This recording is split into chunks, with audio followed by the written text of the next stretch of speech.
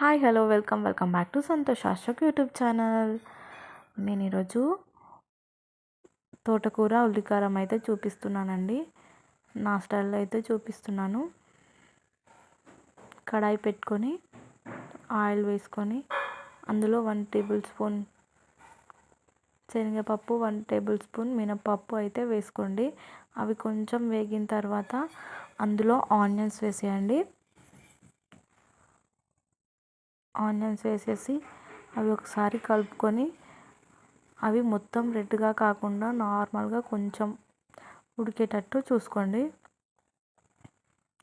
మనకైతే ఎక్కువ టైం ఏం తీసుకోదండి, సింపుల్గానే అయిపోతుంది ప్రాసెస్ అయితే.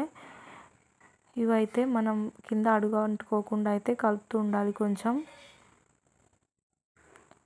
సింపుల్ ప్రాసెస్లో అయితే అయిపోతుంది. ఎప్పుడూ ఒకే రకంగా వండుకుంటే అయితే టేస్ట్ నచ్చదు కదా. అవి కొంచెం వీడియోలో ఉన్నట్టుగా అయిన తర్వాత కొంచెం అల్లం వెల్లుల్లి పేస్ట్, కారం వేసి అయితే కలుపుకోండి.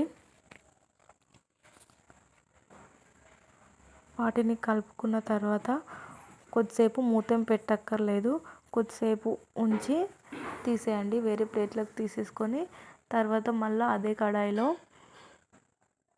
ఆయిల్ వేసుకొని తాల్పు గింజలు వేసేసుకోవాలి. వేసేసుకున్న తర్వాత మనం తోటకూరని నీట్గా కడిగి తీసుకోవాలండి. నేనైతే 5 తోటకూర కట్టలు అయితే సన్న తోటకూర కట్టలు అయితే తీసుకున్నాను. అవి బాగా కలుపుతూ ఉండాలి. తోటకూర మొత్తం వేసుకున్న తర్వాత కలుపుతూ ఉండాలి.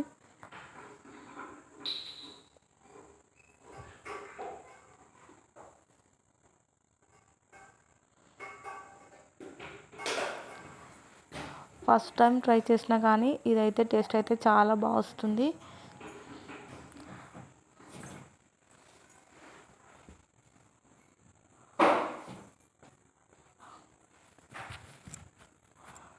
మనమైతే పక్కకు తీసి పెట్టుకున్న దాన్ని అయితే అది మగ్గేలోపు పక్కకు తీసుకు పెట్టుకున్న దాన్ని అయితే మిక్సీ పట్టేసుకోవాలండి.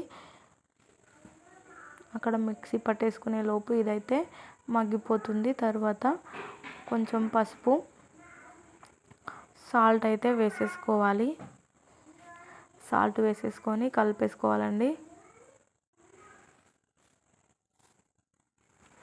కలిపేసుకున్న తర్వాత అది కొంచెం మగ్గిన తర్వాత మనం పేస్ట్ చేసుకున్నాం కదా ఉల్లికారం, అదైతే ఇందులో వేసేసుకోవాలి.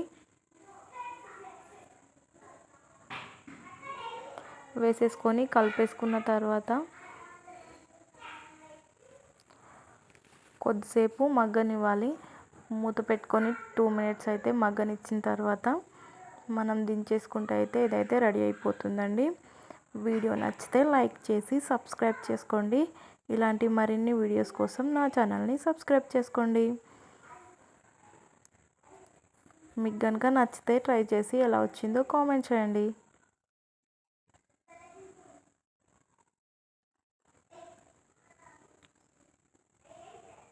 ఈరోజు వీడియో అయితే ఇంతేనండి. Bye bye.